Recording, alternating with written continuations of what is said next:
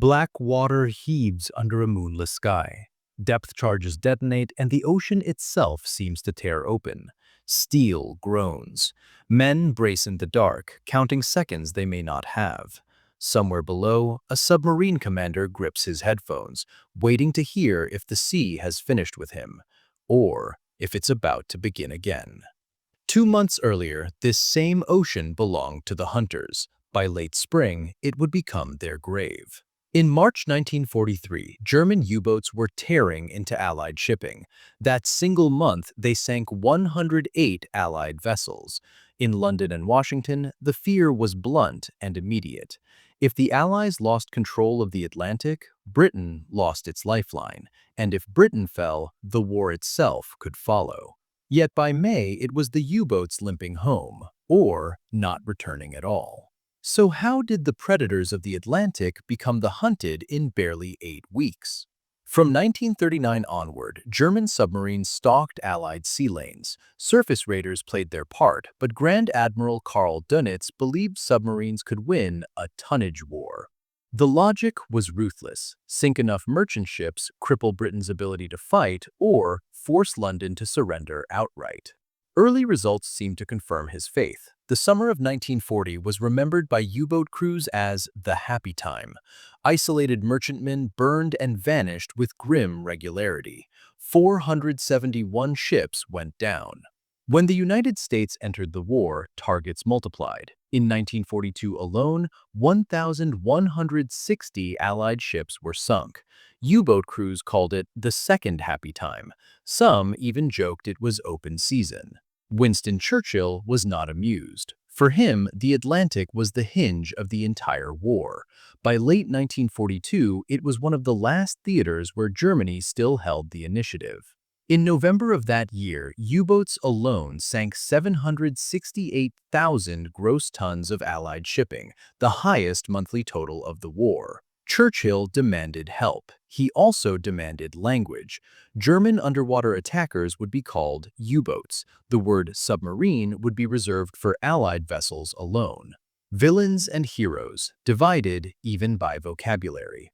At Casablanca in January 1943, American and British leaders made a hard decision. The Atlantic would come first. The invasion of France would wait until 1944. Some commanders protested, others understood the truth. An invasion launched from Britain was impossible if U-boats still prowled the sea lanes. But promises did not solve everything. Allied resources were stretched thin, escorts were scarce, fuel was rationed. Meanwhile, Dönitz commanded more submarines than ever before. In 1939, he had just 39 boats. By early 1943, he had roughly 300 operational, with more sliding down the slipways. When Grand Admiral Erich Raeder resigned in January, Adolf Hitler elevated Dönitz to command the entire German Navy. Hitler ordered him to keep up the pressure. Dönitz complied, but publicly warned of darker days ahead.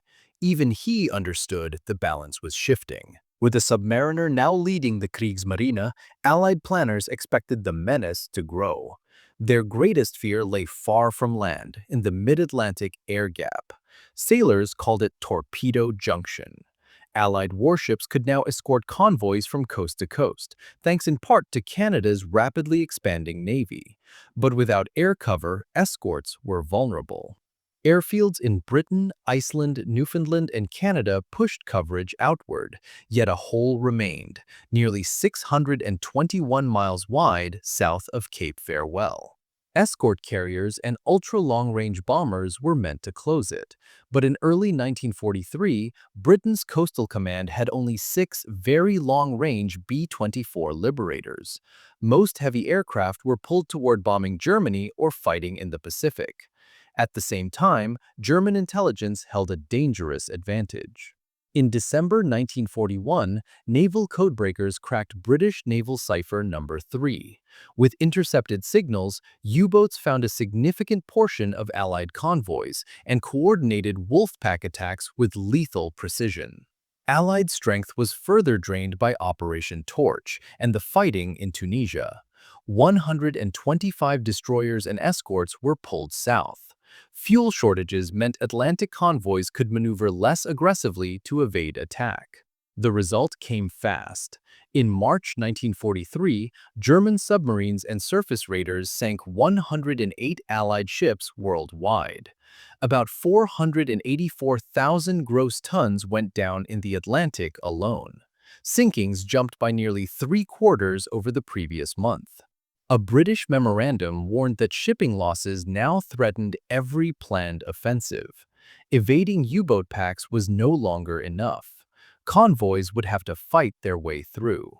Later Allied reports even suggested the entire war had hung in the balance. But hindsight tells a more complicated story. The so-called March crisis centered on just two convoys, where 22 of 90 merchant ships were lost. Overall, only about 31% of convoys were attacked that month, far lower than the 52% attacked the previous November. In fact, total sinkings in the first quarter of 1943 were lower than any quarter of 1942. The Allies were also building ships faster than they were losing them. By March, they held a net gain of roughly 2 million gross tons. German records show no belief that victory was imminent, and within weeks, the U-boats would be ordered to retreat. Even as March convoys burned, Allied commanders met to fix what was broken. Procedures were standardized, resources pooled. The priority was clear: close the air gap, take the fight to the submarines. New tools, tactics, and organization finally converged. Ultra-intelligence from decrypted Enigma traffic provided strategic awareness, though it was slow and sometimes days out of date. Convoys could reroute around danger, but Ultra alone could not pinpoint an attack in real time. That job fell to technology at sea. Improved ASDIC sonar listened for submerged boats, measuring range and bearing. New 10-centimeter radar spotted U-boats running on the surface. Hedgehog mortars and refined depth charge tactics turned contact into destruction. None of these systems was perfect. Together, they formed a lethal web. One escort sailor remembered hearing the sonar ping change tone. Ping, then pong, distance closing. The order came: fire. The ocean erupted, water and pressure smashing upward like lightning across the surface. German submariner Anton Stala aboard U-18 felt the other side of that moment. In March, alarms screamed. A destroyer bore down from the starboard bow. Depth about 328 feet. Then the thunder arrived. Explosions rolled through the hull, louder than anything he had imagined. He clung to his hydrophone, wondering if he would ever hear clearly again. Another breakthrough was high-frequency direction finding, HF/DF, known as HFDUF. It traced U-boat radio transmissions out to roughly 15.5 miles. Escorts no longer waited. They hunted. By 1943, at least 2 ships in every convoy carried the equipment. Convoy math changed as well. Researchers led by Professor Patrick M.S. Blackett showed that 8 escorts could protect 48 merchant ships as effectively as 6 could protect 24. Convoys grew larger. Escorts were freed to form mobile hunter-killer groups. And overhead, the sky finally closed. By May, Coastal Command fielded 49 very long-range bombers, up from just 17 in February. Liberators, Sunderlands, Catalinas, and Whitleys swept the sea. Aircraft soon accounted for nearly half of all U-boat losses. The impact was immediate. In April, the balance tipped. 39 Allied merchant ships were lost. 15 U-boats were sunk. May decided everything. Convoy Sierra Charlie 130 sailed from Halifax toward Liverpool with 37 merchant ships and 8 escorts. German intelligence assembled as many as 25 U-boats in 3 wolf packs. The plan was to strike in the air gap. British codebreakers knew a failure in communications meant the escort commander did not. When the attack opened on May 18th, the escorts acted anyway. They swept aggressively, disrupted firing positions, and forced evasive turns. Allied aircraft soon reached the battle area, driving submarines under. By May 21st, German command broke off the assault. 3 U-boats were sunk, another was damaged. The convoy lost nothing. One of the submarines destroyed, U-954, carried Dönitz's youngest son, Peter. He died with his crew.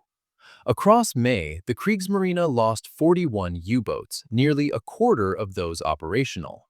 At headquarters, officers spoke of Black May. Boats failed to return at a rate of more than 1 per day. On May 24th, Dönitz ordered his submarines out of the Atlantic. They would not return until new weapons and countermeasures were ready. They never truly did. Allied strength was only part of the story. German weaknesses mattered just as much. U-boat crews had little understanding of Allied radar, huff-duff, or code-breaking. Dönitz's command style demanded constant radio reporting, especially before attacks. Each message was another bearing for Allied hunters. During the Sierra Charlie 130 battle alone, more than 100 huff-duff fixes were logged. German submarines also lacked air cover. Dönitz pressed Hermann Göring for help. Göring refused.